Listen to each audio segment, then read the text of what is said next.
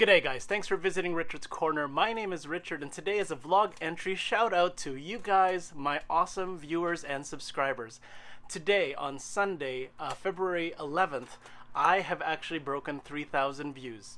I am so grateful for that, and the reason why that is so exciting for me, being a junior YouTuber, a small creator as it's been being called on YouTube these days, more on that later.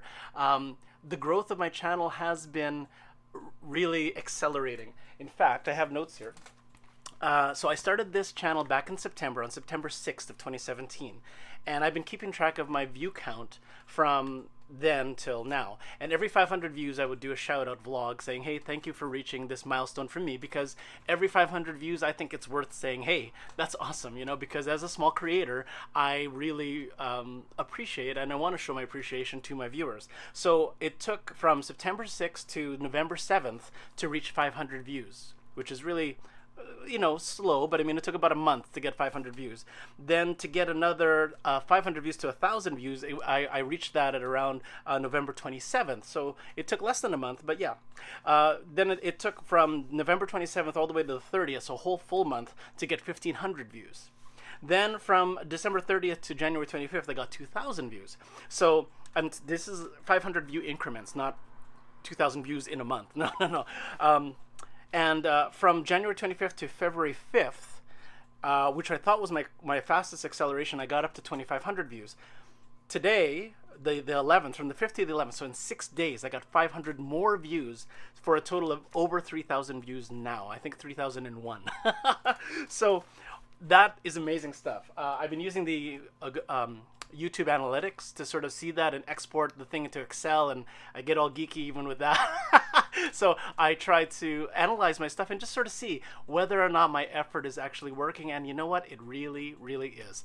And I have you guys to thank, because even though these are just numbers, I take it quite to heart, because that means that I have an opportunity to, one, share some sort of passion of mine, which is just toy hunting and reviewing, but also two, I get to engage in an online audience that is like-minded, right? So the guys that are coming around are finding me for thrifty toy hunting or thrifty toy reviews or thrift shopping and stuff like that, and I'm running into you guys here online, and it's just like, oh, thank goodness that my channel isn't just out there and no one is engaging. But I think it's a two-way road here, and I'm going to get into that in a second. But I really wanted to say thank you. Thank you so much for making Richard's Corner as what it is, right? I mean, so I can't be with, I keep saying that in my current videos, I really can't be here without you. And your likes and your subscribes and your visits, even if you don't subscribe, if you've checked me out, I mean, even that one view is important to me, because I know that it's engaged you on some level. So I mean, if you guys aren't engaging and this is for nothing, then why am I doing it? Right? So this is it's really fun. I mean, I'm really enjoying the ride, and I'm shouting out to my viewers, my new subs especially, and all the likes and loves and comments. Thank you so much. And traditionally, every 500 views, I've been doing some sort of shout out and then some sort of YouTube tag video. So the first part of my video is actually going to be a geek video tag that I got from a site called thereafterish.com, and it's called the casual geek tag. So I'm going to answer, I think, 24 questions about different geeky things, and I hope you get to know Richard behind Richard's Corner a little bit more as far as his geek is concerned. Because I get my geek on every time I do a toy review, and every time I do a haul reveal, it always speaks to me on a geeky level. So these questions may enlighten you on some of my tastes when it comes to different forms of geek. So let's start. Question one, who is my favorite superhero? Whew.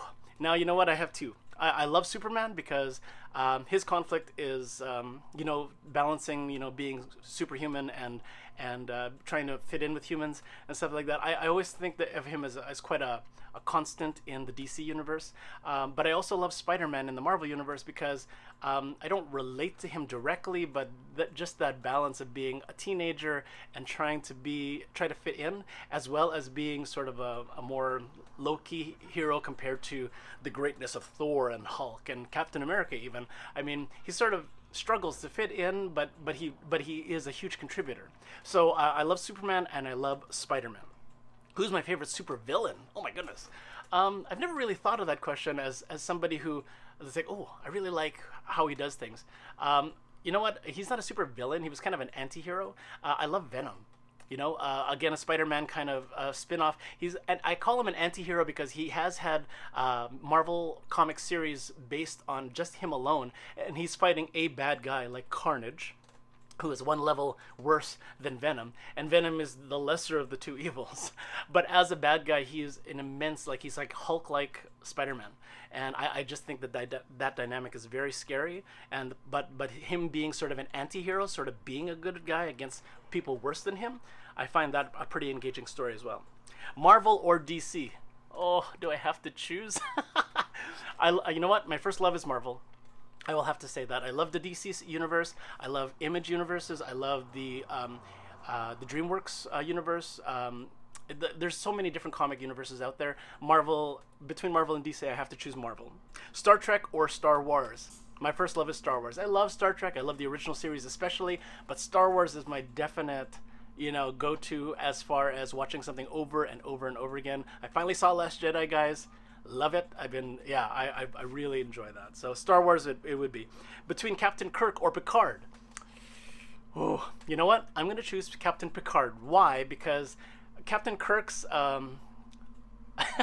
cavalier kind of way of being a captain, it really spoke to my childhood days because that's what I grew up with. But Picard is more of a modern day captain, and I kind of been into Next Generation recently, and I really enjoy just sort of how he's very human as a captain. He's not like superhuman as a captain, but he really, as an older person, like he just has that sort of grandfatherly kind of take on everything. Very wise, very smart, very experienced, and that kind of level of captaining is of leadership is really speaks to me. Not that Captain Kirk didn't have that kind of leadership, but because it was made in the 60s, like that, the way his mannerisms and everything, they're just a little dated.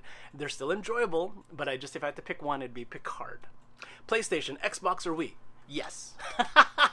A video game question, but right now I am playing only on the PlayStation 4.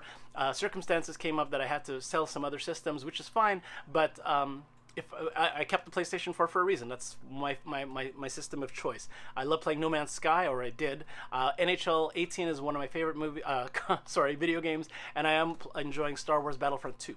So PlayStation 4. What is my favorite video game? I have to say NHL. The NHL series by EA, every single year they've ever come out with a new game, I'm always there to get it. And recently I've had to wait until they're on Black Friday specials or something like that and pay for like $40 for the digital copy or whatever. But it's my go-to game. I love playing NHL. I don't even play online. I just play seasons over and over again. And if I played very diligently, I can go through the season mode 2 or 3 times in a year before the next game comes out. And I just enjoy it. I enjoy the commentary. I enjoy the graphics. I enjoy role-playing in that space where I'm a hockey player, or I'm a hockey team, and we're just kicking butt in the NHL. So that's my game of choice. My favorite sci-fi franchise, again, Star Wars. It is my favorite sci-fi franchise. I love all kinds of like Star Trek is a really great franchise. There's even I can't even think of any. I can't even think of any other ones. So yes, we'll just stick with Star Wars. I won't complicate the answer. But Star Wars is one of my favorite franchises ever. My favorite fantasy franchise, I have to say, it has to be Lord of the Rings and The Hobbit combined. Peter Jackson did an awesome job of those movies. Say what you will about The Hobbit. A lot of people don't agree with me, but I love the Hobbit series.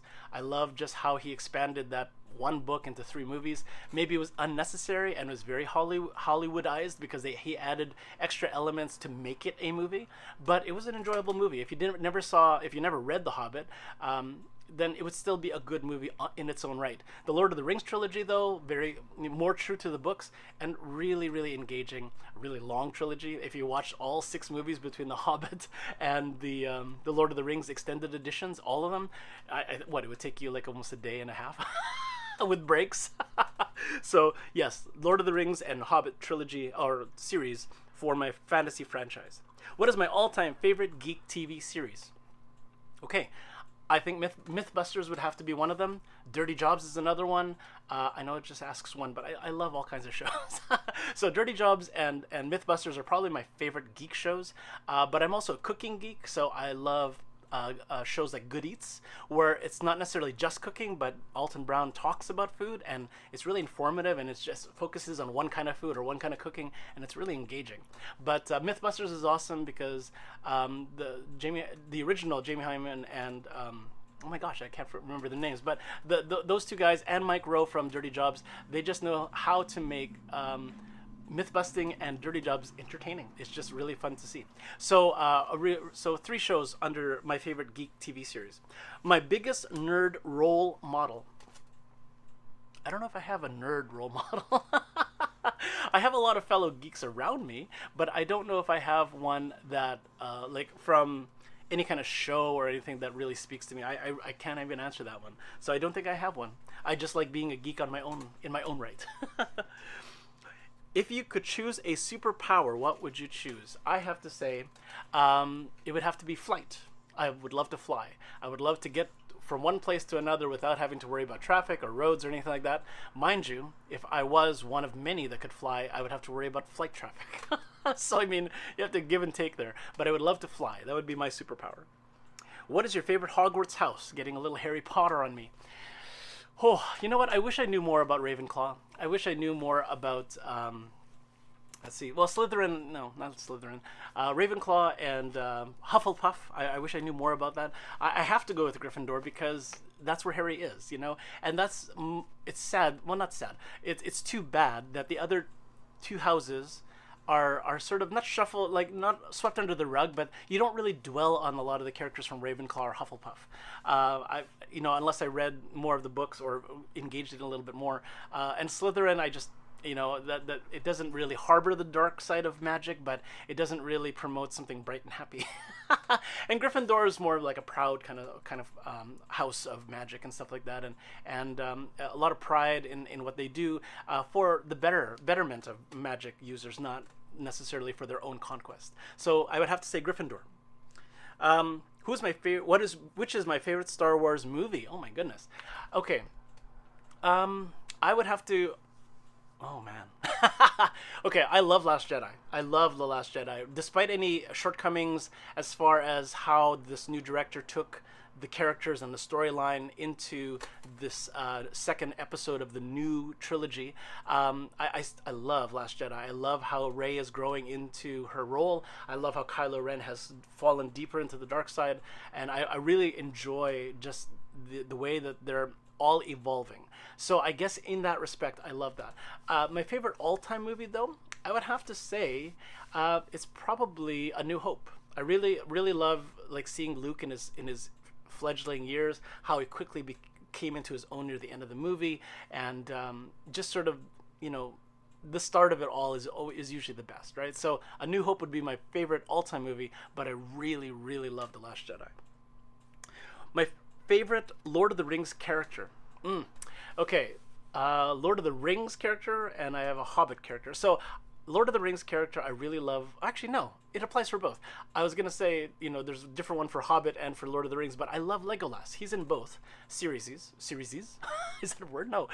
So in both series, Legolas is an awesome, noble elf that he's just this wicked archer, and I love Hawkeye for the same reason. I love Daryl Dixon for the same reason, that he's got just this amazing skill with the bow and arrow, and he's also really slick as an elf. Like he's just these awesome fighting moves, and yeah, Orlando Bloom does such a good job with him. I really enjoy just the depiction of him in the movies, and he just comes across as being a really cool character, not a gruff you know, leader kind of guy. He's just kind of, he takes charge, but he does it in a very elegant and noble way, and I really enjoy that. So Legolas would have to be my favorite. Who is your favorite Game of Thrones character? Sorry, guys. I can't answer that question. I'm one of the few here, probably in YouTube land and anywhere, that hasn't actually watched Game of Thrones. Don't hate me, please don't unsubscribe. Oh my gosh. Yeah, I'm one of the few that has not gotten into Game of Thrones. The premise of it, like just how like amazing this fantasy world and this epic fantasy world has evolved over the many seasons that it's been. I think 7 or 8 seasons now. I mean, I admire that it has such longevity, and I love how the main characters don't necessarily stay main characters. They get killed off. I mean, it's like, oh my gosh. Like Boromir from Lord of the Rings, he was one of the first kings in the Game of Thrones, and he got killed the second season or something like that. So, I mean, no character is safe, and everyone is out for themselves, and everyone's after everyone else, and that idea, that drama is very, very compelling. But I've never made time for it. And I try to watch so many different series, and I fall out of them because I just can't keep up. So Game of Thrones I have to catch up on. I'll get back to you. I promise. When? I don't know. Okay. So what is your favorite anime? Okay. So I really want to say Dragon Ball because I love the characters, but I honestly don't watch it that often. I've actually watched more Pokemon episodes than Dragon Ball.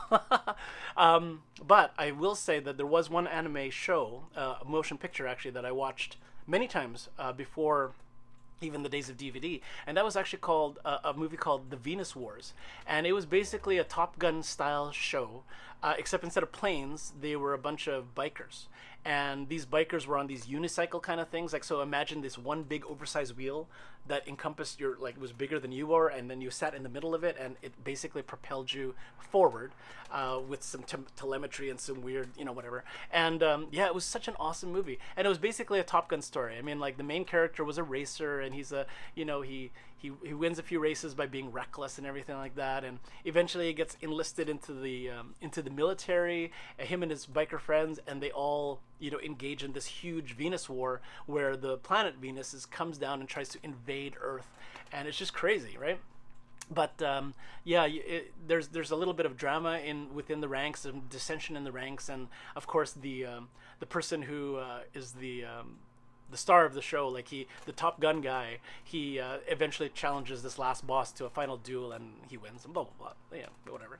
But I mean, I really enjoyed it. I watched it many, many times, and I really enjoyed it. So The Venus Wars would be one of my favorite animes. What fictional character did you fantasize about being when you were a kid? You know what?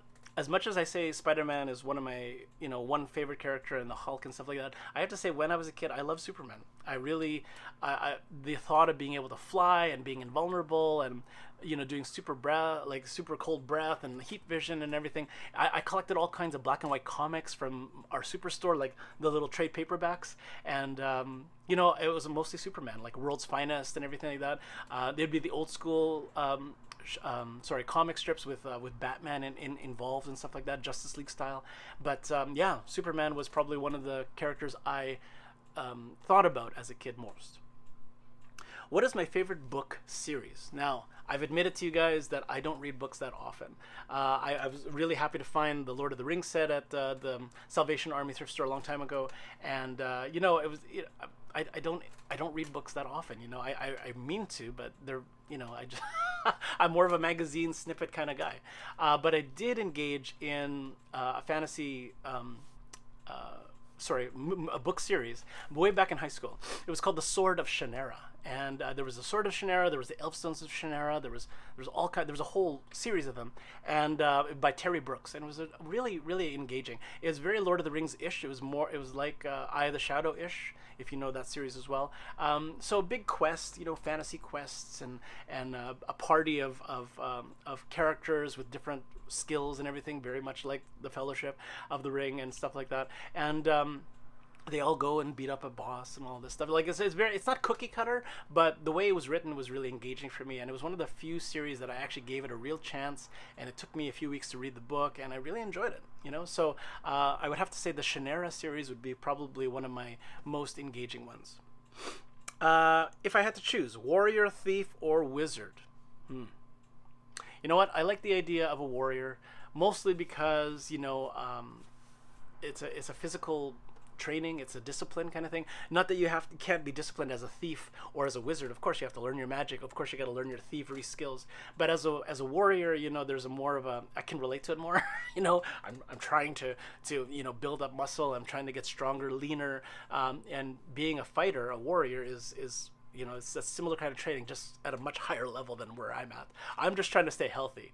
These guys are beasts, right? So when you see warriors in films, I'm going, yeah, that guy sacrificed and put in effort to be that, you know. So it's like, yeah, I think a warrior would be cool. It's the first character that you see, but I mean, obviously wizards have their own strengths, being able to conjure things, and those are really cool. And thieves, obviously they don't necessarily be strong, but they're like amazing at hiding and stealth and everything. So ninja like even, but I mean warriors I relate to more.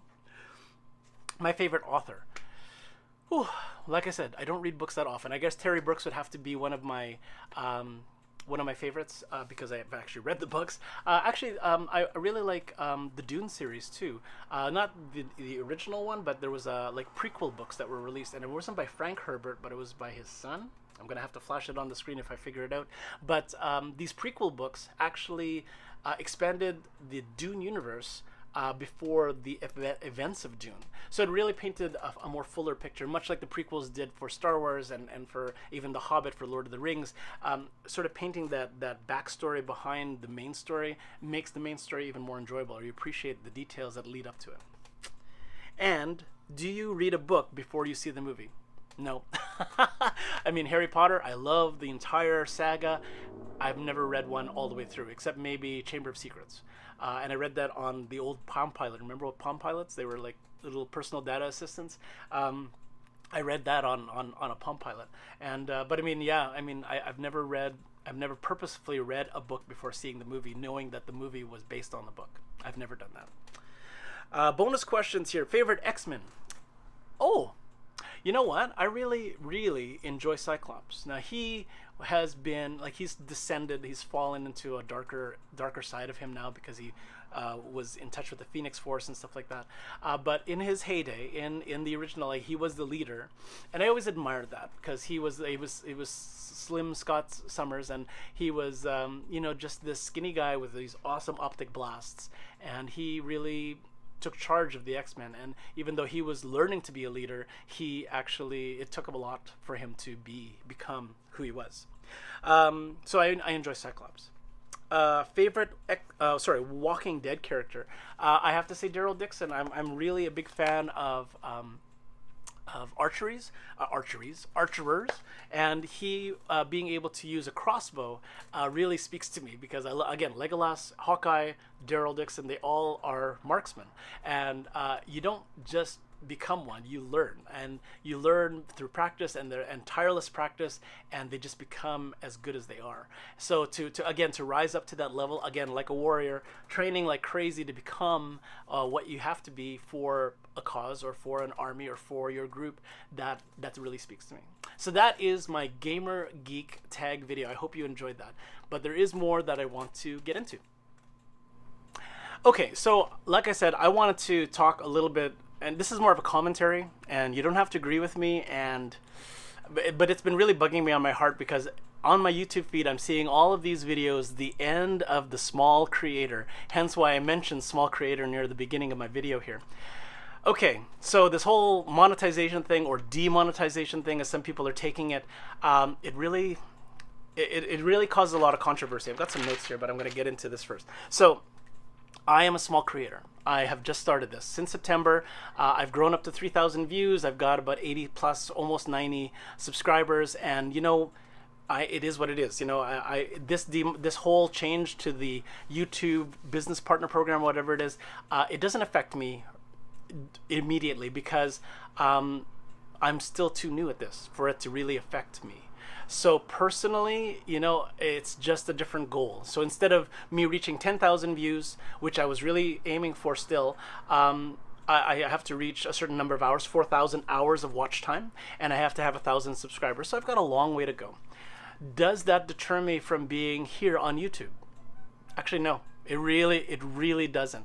And I want this to be sort of an encouraging word to my fellow small creators, because you know what? We have to be here for the right reasons, and if it's only for money, then maybe you're not here for the right reasons. Now, I'm not going to discount the fact that a lot of fellow YouTubers, maybe I don't know them personally, and maybe I don't watch their channels, but I know a lot of them had the financial rug whipped from under them because they did not satisfy the new criteria for this monetization program. Okay, I say that sucks. However, does that mean that us small creators can't continue to use this awesome platform to express ourselves, to share something cool, to be a positive thing out in the interweb? No, of course not. And if you think that, if you honestly think that, then this is not for you. If you're only here to make a buck, if you're only here to get famous, if you're only here to, you're not here for the right reasons, guys. YouTube is not just about being famous. It's about using this platform for something that you are passionate about. Okay, so I've got some notes here, okay? So one of the first points I really want to stress is I want you to, I want to encourage my fellow small creators, please do this for the right reasons. Do it for yourself. Do it for you. And hopefully some people take interest, okay? Like, that's just reality, okay? Not everyone is going to like a guy in his 40s going to thrift stores, looking for little packages of toys, unpacking them, showing them you on camera, and hoping that you like it. Like, I mean, not everyone's going to like that. I'm okay with that, you know, but that's just what I'm into. And this is what I want to share. And there are 3,000 views to say some people are engaged in this channel. Thank you again. But am I doing it because I'm going to get paid for it? Of course not, because I'm not even getting paid right now.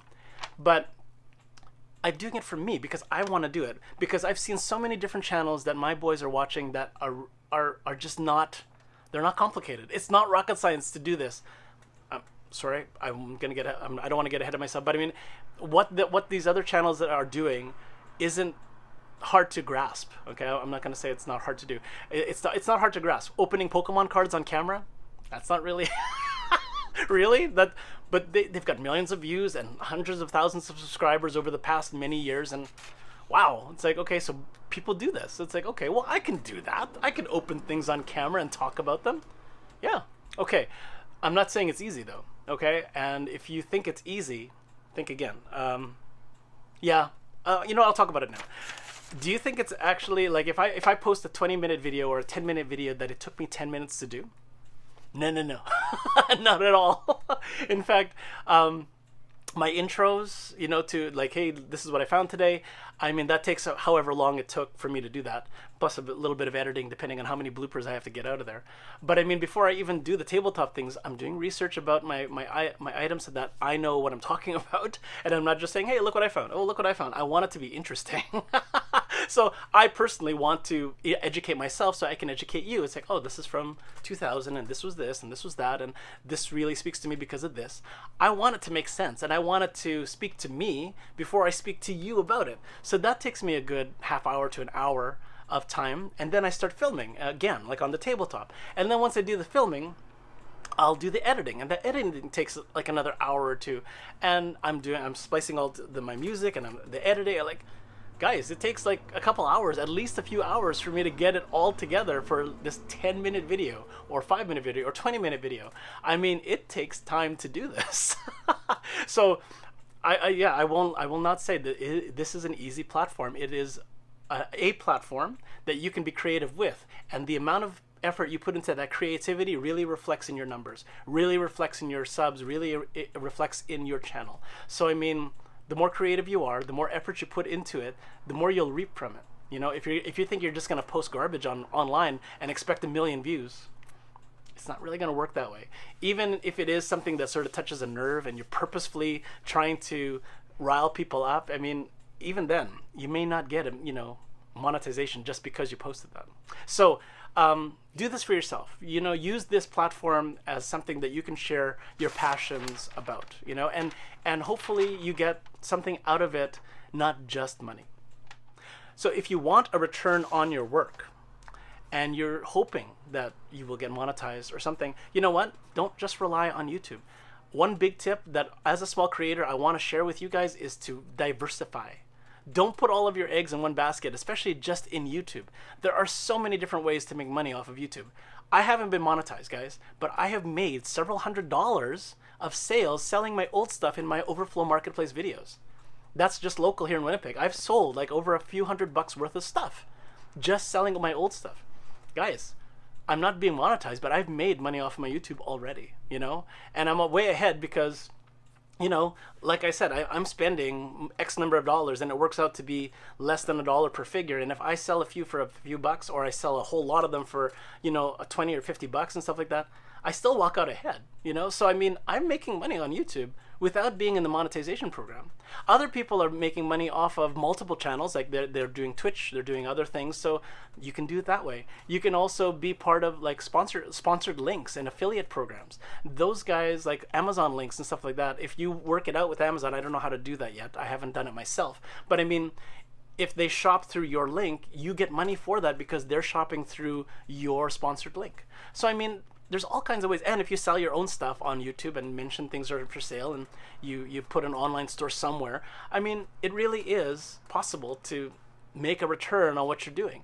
I'm not making a lot of money. I'm not like Dan TDM, who's the richest YouTuber of 2017. I'm not doing that level of return, but there is a return on my work. There is a return, and there is some satisfaction that I'm getting it done, right? So, but again, it really is how much effort you're going to put into this, like read up about it. Like there's all this information is available online. There is nothing stopping anyone from making anything or, from YouTube, but it requires work. And it's not just the partner program where people are getting demonetized or whatever. It's how much effort you're going to put into it. You have new goals to put into it. So, I mean, if you are going to get a return on your YouTubing, if that's what your goal is, it shouldn't be. But if it is a goal of yours to get a return on your work, there's ways to do it. You just have to sort of be patient and go through the motions of meeting this new criteria, as well as diversifying into other avenues of getting a little bit of income. I mean, that's all it really is, guys. It's possible, even for a guy like me. Number 3, a big point that I don't think a lot of YouTubers realize, how important it is to engage your audience. Even if it is just a comment, even if it is somebody commenting on your video, if you don't put a love or like on there, and you don't say something back, it's just falling on deaf ears. Now, I understand that some people that have like millions of subscribers, they cannot possibly engage in every single comment. But as a starting YouTuber, as a small creator, it is really important to establish yourself as somebody that actually gives a about the people that are coming.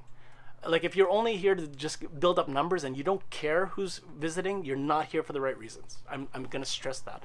But if you're here because you're enjoying something, you're sort of putting out there something you really love to do, and you're engaging in the audience that's coming to visit, they will keep coming back. You get numbers the honest way, and lasting numbers because they keep coming back to you because you say something about what they've said to you. And that's really easy to do, guys. It only takes a few minutes a day or a few minutes here and there to continue to engage in your audience and make them really know that you actually give a flip about what they're saying, and that that you appreciate them visiting and engaging in you as a creator. So I mean, engage in your audience, guys. Say something back to the people that are visiting you. Even if it is a hate comment, if it's somebody that is leaving negative feedback, put a spin on it, saying, you know what, thanks so much for visiting. I appreciate this feedback. I'll take it back to the drawing board for myself, and I'll see how I can improve it. You'll never make 100% of your audience happy, but you are in control of your channel. So love or hate it, loving it or hating it, whatever people are posting on your channel, you've got to still engage in them so that they'll keep coming back. And if you really want those numbers, if you're really, really worried about that monetization and you want those numbers, engaging in your audience is a really easy way to keep those numbers up. I mean, look at me. I was getting 500 views a month, and now I'm getting 500 views in a week. Like, I mean, that's a big deal over 6 months, right? So, I mean, it's possible if you put some work into it. My next point is promoting your channel. Now, that seems to go hand in hand with engaging with your audience, but promoting your channel is really putting it out there somewhere. You have so many different avenues of social media. You should really get out there, right? Facebook, Google, Google Plus, Instagram, Pinterest, Twitter.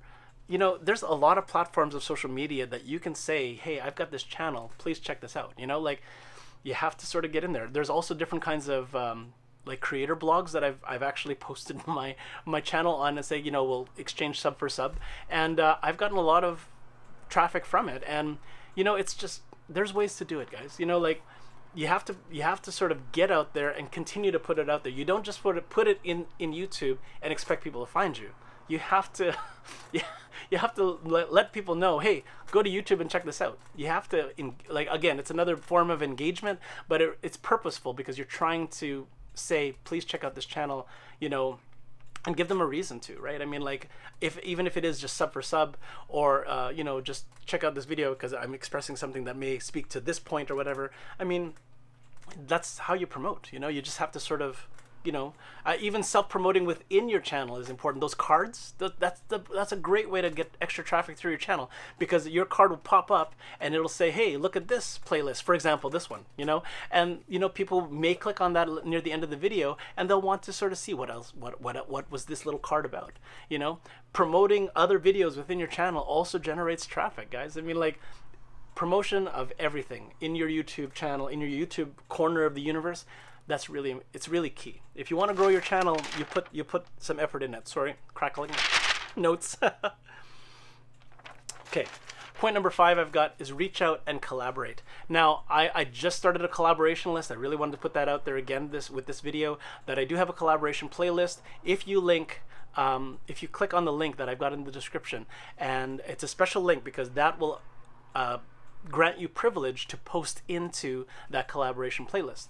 And basically it's exchanging traffic for traffic. Like, if you post in mine and I put, like, it'll sort of, any of my viewers may see your videos and get eyes on your channel as well. So it's kind of like, just, you know, we're helping each other out with traffic, right? So I mean, you don't have to join. Again, if you're a bigger YouTuber, it may not interest you, but my smaller video creators, I really would encourage you guys to sort of be part of a collaboration. Work with other YouTubers that are like-minded, that may want to work with you, whether it's from a distance or from online, or together if you're local, that you guys can, like, create videos together and share those videos on your respective channels. In fact, one YouTuber that I'm going to shout out today, from all things frugal and fabulous, her name's Carissa. We're actually going to start my very first collaboration video, and we're going to be talking about thrifty collecting, like how to succeed at thrift stores. So I mean, I'm really excited about that. And there's a logistic problem as far as getting together in person, because she lives an hour and a half from Winnipeg and I'm here in the city.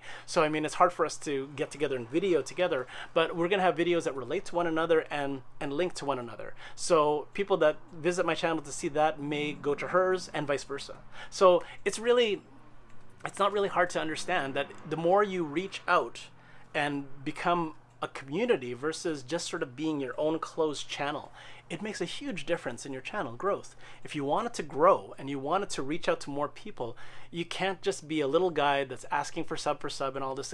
You really have to reach out, and again, it's an engagement.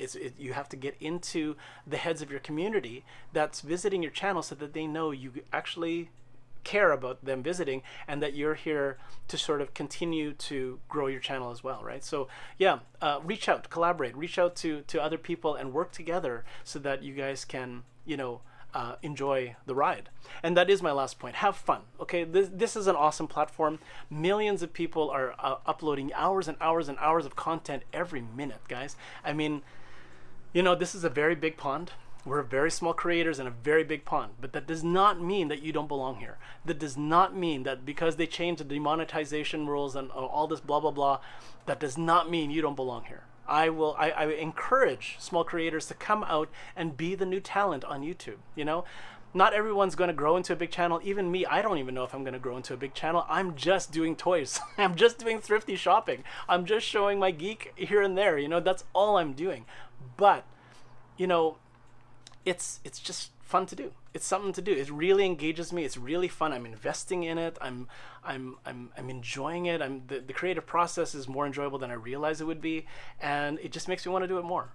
You know, and all the feedback that I've been getting from you guys is really speaking to my, you know, my motivation, to really motivate me and to really be just more out here. You know, so I'm having a great time. I'm enjoying this ride that is YouTube, and I'm really feeling like this is where I should be, right? Like, so Richard's Corner is a little corner of YouTube, and I'm so grateful for you visiting, you know. So I hope that you don't take these points badly. I mean, if you're struggling with your channel, don't lose hope, you know. Keep trying.